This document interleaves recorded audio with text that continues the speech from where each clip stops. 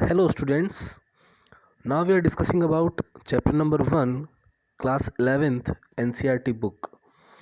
How wonderful is the living world. हमारा जो जीव जगत है, जो लिविंग वर्ल्ड है, जो प्राणियों का जगत है, वो कितना आश्चर्यजनक है. The wide range of living types is amazing. दुनिया में इतने तरह के लिविंग ऑर्गेनिजम्स हैं, उस सब चीज़ों को देख करके अमेज फील होता है, एक आश्चर्य होता है. The extraordinary habitats in which we find living organisms. Earth के ऊपर कई तरह की एक्स्ट्राऑर्डिनरी ऐसी हैबिटेट्स जिनका सोचा भी नहीं जा सकता कि अच्छा यहाँ पर भी कोई ऑर्गेनिज्म हो सकता है क्या. जैसे कि डेजर्ट है. अब डेजर्ट में किसी ऑर्गेनिज्म की सर्वाइवलशिप बहुत मुश्किल होती है, लेकिन वहाँ पर भी different type of organisms present हैं. So we find living organisms be it cold mountains, deciduous forest, oceans, freshwater lakes, deserts or hot springs leave us speechless. Just like cold mountains, वहाँ पर भी कई तरह के प्लांट्स होते हैं, कई तरह के एनिमल्स होते हैं. कोल्ड माउंटेन्स मीन्स जहाँ पे बहुत ज़्यादा ठंड होती है, जो टेम्परेचर होता है वो माइनस में होता है. ऐसे माउंटेन एरिया, पहाड़ी इलाके.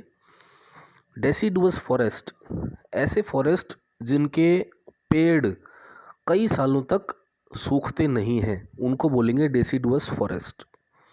जो बहुत ज़्यादा डेंस फॉरेस्ट होते हैं, बहुत ज़्यादा घने जंगल होते हैं. अब एक तो था माउंटेन, एक आ गया डेसिडुअस फॉरेस्ट यानी कि घना जंगल, एक आ गया समुद्र, ओशंस, एक आ गया फ्रेश वाटर लेक्स, जो मीठे पानी की झील होती है. नेक्स्ट आता है डेजर्ट, रेगिस्तान, और हॉट स्प्रिंग, गर्म पानी के छोटे छोटे वाटर बॉडीज़. ऐसी वाटर बॉडीज़ जो वॉल्केनो के आसपास पाई जाती है. वॉल्केनो मीन्स ज्वालामुखी के आसपास जो वाटर बॉडीज़ होती है, उनका पानी नेचुरली कैसा होता है, बॉइलिंग पॉइंट पे होता है.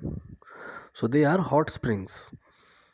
इन सब चीज़ों को देख करके ऐसा लगता है कि ये कैसी कैसी हैबिटेट्स हैं, लेकिन फिर भी यहाँ पे डिफरेंट टाइप ऑफ ऑर्गेनिज्म आपको इजीली मिल जाते हैं. The beauty of a galloping horse, of the migrating birds, the valley of flowers और the attacking shark evokes awe and a deep sense of wonder. Galloping horse, a variety of horse जिसकी neck पर बहुत अच्छे सुंदर लंबे बाल होते हैं. माइग्रेटिंग बर्ड्स, कुछ ऐसी बर्ड्स होती है जो थाउजेंड्स माइल्स तक माइग्रेट होकर के, माइग्रेशन मीन्स होता है एक जगह से दूसरी जगह पे आपको मूव करना है because of reproduction, because of food and shelter. तो कई ऐसी बर्ड्स होती है जो थाउजेंड ऑफ माइल से आकर के, जैसे इंडिया में आती है, कुछ बर्ड्स ऐसी हैं जो इंडिया से बाहर जाती है, उनको कहेंगे माइग्रेटिंग बर्ड्स.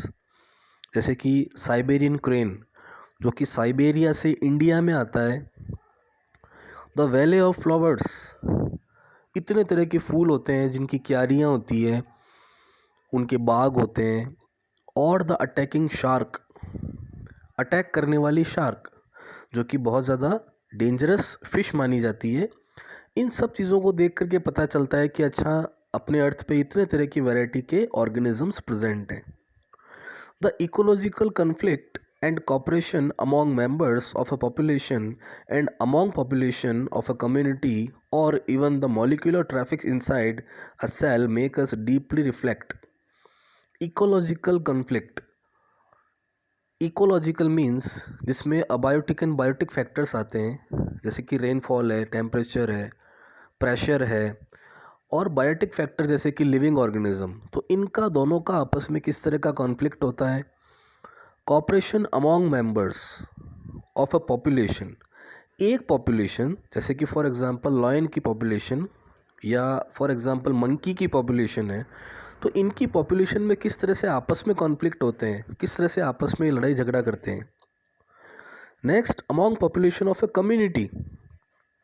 अगर मैं बात करूं किसी जंगल की, तो जंगल में वेरियस टाइप्स ऑफ इंडिविजुअल होंगे, तो उनका आपस में क्या रिलेशन है. इन सब चीज़ों को देख करके भी हमको आश्चर्य होता है. और molecular traffic inside a cell.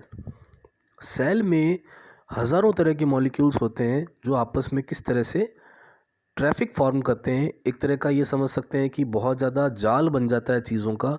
Multiple molecules हैं जो आपस में कहीं ना कहीं टकराते हैं, लेकिन फिर भी एक सिस्टमेटिक ऑर्डर में वो काम करते हैं।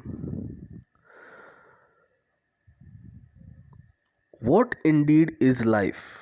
इन सारी चीज़ों से क्वेश्चन आता है कि वॉट इंडीड इज़ लाइफ, यानी कि लाइफ क्या है। This question has two implicit questions within it. इस एक क्वेश्चन में फर्दर दो क्वेश्चन और हैं। The first is a technical one and seeks answer to what living is as opposed to the non living. First question is that कि what is living, जीवित किसको कहेंगे। और दूसरा क्वेश्चन आएगा which is a philosophical one, is seeks answer to what is the purpose of life. ज़िंदगी का महत्व क्या है, ज़िंदगी क्यों ज़रूरी है, या जीना क्यों ज़रूरी है, या इसका तात्पर्य क्या है। As a scientist we shall not attempt answering the second question, life क्यों ज़रूरी है या जीना क्यों ज़रूरी है, हम सब क्यों जी रहे हैं, जीव जगत में इतने सारे एनिमल्स, इतने सारे प्लांट्स क्यों ये सब करते हैं, क्यों वो अपनी ज़िंदगी को कंप्लीट करते हैं। इसका क्वेश्चन, ये जो क्वेश्चन है, इसका जो आंसर है, ये अभी तक साइंटिस्ट ने किसी ने नहीं दिया।